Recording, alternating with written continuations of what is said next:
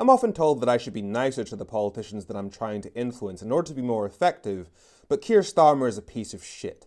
Look at his reaction to this MP, Ayub Khan. Article 2 of the United Nations Genocide Convention makes it explicitly clear that genocide is not about numbers, it's about intent.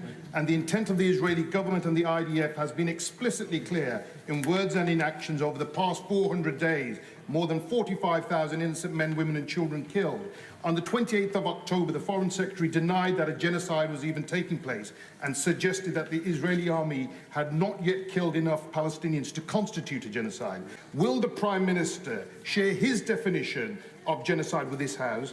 And will he state what further action he's prepared to take to save lives of desperate and starving men, women and children? It would be wise to start a question like that by reference to what happened in October of last year. Because what? The 1,200 people whose lives were taken in the blue place matter more than the 45,000 people whose lives have been taken in the green and red place. Really?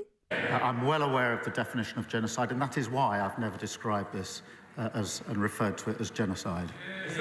Do you notice how Keir Starmer was asked to provide a definition of G-side, but simply refused to? Do you know why? Because he knows that if he actually gave the definition of G-side, everybody watching would realize that it lines up perfectly with the people that he's supporting. Because the convention on it says that it is any act with the intention to destroy, in part or in whole, a national, ethnic, or racial or religious group, such as unaliving the members of that group. Well, that's definitely done. Causing serious bodily or mental harm to that group? Well, pretty much the entire population of that area has had to leave their homes because they've been blown up. Deliberately inflicting conditions on the group that are designed to bring about its destruction in whole or in part, while destroying the hospitals of a population whilst dropping tons of explosives on them?